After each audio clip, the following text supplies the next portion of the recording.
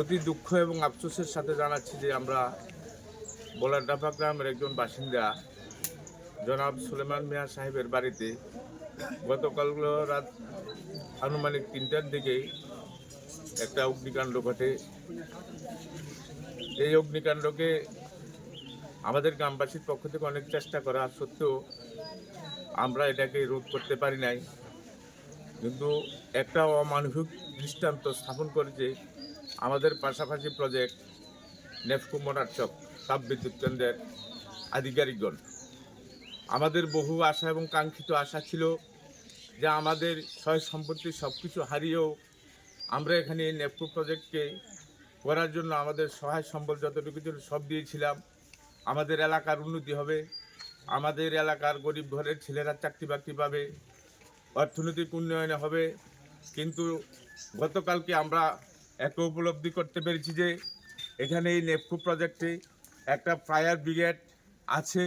তাদেরকে ইনফরমেশন দেওয়া সত্ত্বেও মাত্র 1 মিনিটের দূরত্বর জায়গা অতিক্রম করে তারা এখানে এসে এই বাড়িতে আগুনটাকে নিভানোর চেষ্টা করেনি, বরঞ্চ ওদেরকে যখন ইনফরমেশন দেওয়া হয়েছে, তাদেরকে যখন জানানো হয়েছে, তারা বিভিন্ন ধরনের ওই অথরিটির কথা বলে তারা এই ফায়ার ব্রিগেডটাকে এখানে আনার জন্য চেষ্টা করে নাই, যার ফলশ্রুতিতে একটা লোকের এত বড় ক্ষতি হয়ে গেল যে আমাদের যে আশা ছিল, ভোগ ভরা আশা ছিল, আমরা তাদের দ্বারা উপকৃত হব, এমন একটা অমানবিক দৃষ্টান্তের স্থাপন করেছে এই নেফকো।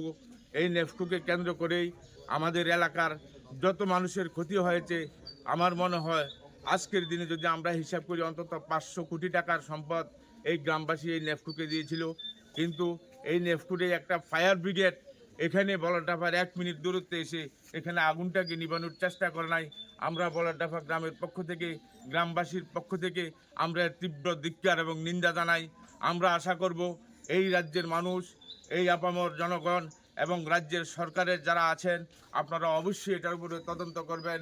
এত বড় অমানবিক একটা করা, যে এদের কাছে ক্ষমতা থাকা সত্ত্বেও, ফায়ার ব্রিগেড থাকা সত্ত্বেও এরা কেমন করে এখানে 1 মিনিটের দূরত্বে এসে এই আগুনটাকে নিভানোর চেষ্টা করে নাই।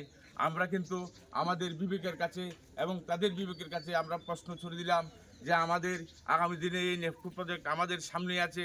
আমাদের যদি আগামী দিনেও যদি এই ধরনের কোনো ক্ষতিগ্রস্ত হয়, এখানে একটা অ্যাম্বুলেন্স আছে, ফায়ার ব্রিগেড আছে, আবার নেফকো প্রজেক্টের অধীনে তাদের যে অর্থনৈতিক যে আয় হয়, সে আয় থেকে 2.5% সমাজের জন্য খরচ করার কথা আছে, নীতি নির্দেশিকা তাদের আছে। কিন্তু তাদের যে অথরিটি এখানে বর্তমান রয়েছে, আমরা তাদেরকে জিজ্ঞেস করতে চাই, আমরা তাদের কাছে প্রশ্ন ছুড়তে চাই যে তারা কেন এত বড় একটা দুর্ঘটনাকে এড়িয়ে চলে যেতে পারে। আমরা তীব্র এবং ধিক্কার জানাই। আমরা আপামর জনগণের কাছে আমাদের একটাই দাবি যে এই ধরনের প্রজেক্ট, এই ধরনের কর্তৃপক্ষ, এই ধরনের প্রশাসনকে আমরা আমাদের গ্রামবাসীর পক্ষ থেকে এবং এই বাড়ির পক্ষ থেকে তার দুঃখিত হয়ে আমরা প্রশাসনকে তীব্র ধিক্কার জানাচ্ছি। নেফকো কর্তৃপক্ষকে আগামী দিন যাতে এই ধরনের কোনো ঘটনার যদি পুনরাবৃত্তি হয়, তাহলে এই নেফকো প্রজেক্টের ক্ষমতার এই নেফকো প্রজেক্ট এখানে সহযোগিতা করার জন্য যতটুকু করা দরকার আমরা যেন সেটা পাই, এই আশাটুকু রেখে আমরা আমাদের গ্রামবাসীর পক্ষ থেকে ছোট্ট একটা আলোচনা এখানে শেষ করছি।